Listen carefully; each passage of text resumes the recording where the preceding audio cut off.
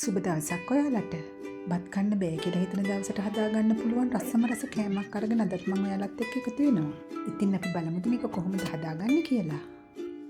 යීස්ට් තේ හැඳි එකක්, මද උණුසුම් කිරි මිලිලීටර 80ක්, පැණි මේස හැඳි දෙකක් එකතු කරලා හොඳට මිශ්‍ර කරලා මම මේ යීස්ට් ටික ඇක්ටිවේට් වෙන්න විනාඩි 5ක් වහලා තියාගන්නවා. මේ විනාඩි 5කට පස්සේ ඒකටම මම සම්පූර්ණ බිත්තරයක් මේ විදිහට එකතු කරලා හොඳට මිශ්‍ර කරගන්නවා. දැන් මම පාන් පිටි ග්‍රෑම් 280ක් පමණ මේ විදිහට මේ භාජනයේටම හොඳින් හලාගෙන එකතු කරගන්නවා. ඊට පස්සේ මම අතින්ම මේක හොඳට මිශ්‍ර කරලා තවත් මදිනම් මද උණුසුම් ජලය එකතු කරගනිමින් මේක හොඳට නිඩ් කරගන්නවා. දැන් මේ අවස්ථාවේදී බටර් ටිකකුත් එකතු කරගන්නවා, ලුණු චුට්ටකුත් එකතු කරගෙන මම මේක හොඳට මේ විදිහට නිඩ් කරගන්නවා. විනාඩි 10ක් විතර මේක හොඳට නිඩ් කරගන්න. එතකොට මේ රොටිය හොඳට සොෆ්ට් එකට එනවා. දැන් මම මේක විනාඩි 30ක් පමණ පිපෙන්න තියාගන්නවා පැත්තකින්.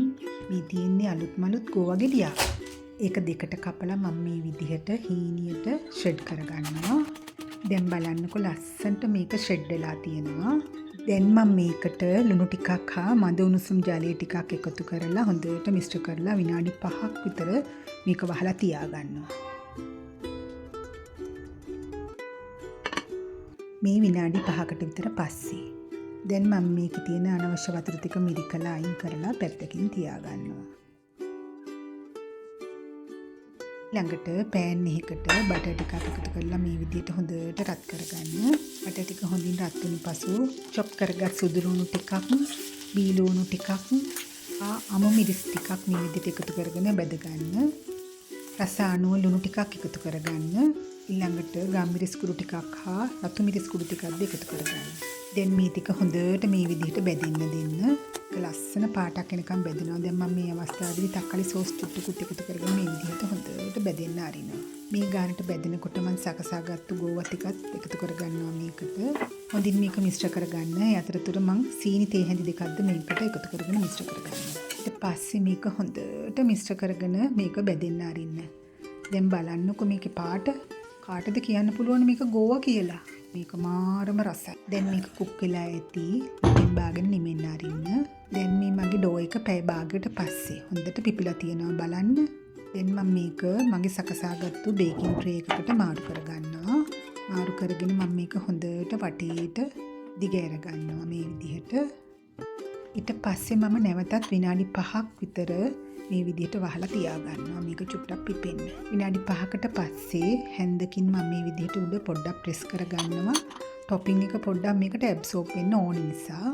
දැන් මම හදන්නේ ගෝවා වලින් හදාගත්තු රසම රස ටොපින් එක මේක උඩින් දාගන්න. ඒක දාගෙන මේ විදිහට හොඳට වටේට ස්ප්‍රෙඩ් කරගන්න. ඇත්තටම මේක ටිකක් පීසා එකක් වගේ තමයි. ඒ වුණාට මට නම් මේක වෙනම රසක් දැනුනේ. ඊළඟට ඔයාලා කැමති චීස් වර්ගයක් මේකට දාගන්න පුළුවන්. චීස් ටිකත් මේ විදිහට දාගෙන මම මේක බේක් කරගන්න තමයි හදන්නේ. ඊළඟට මේක තවත් ටිකක් රස වෙන්න මම පොඩි සෝස් එකක් හදාගන්න තමයි හදන්නේ. මම බිත්තර කහ මදේ මෙතනදී අරගෙන තියෙනවා. ඒකටම ඔයිස්ටර් සෝස් ටිකක් හා තක්කලි සෝස් ටිකක් මේකට එකතු කරගෙන මේ විදිහට හොඳට මිශ්‍ර කරගෙන පැත්තකින් තියාගන්නවා. බිත්තර සුදු මදේකුත් මම මේ විදිහට හොඳට බීට් කරගන්නවා මේ ගානට එනකම්.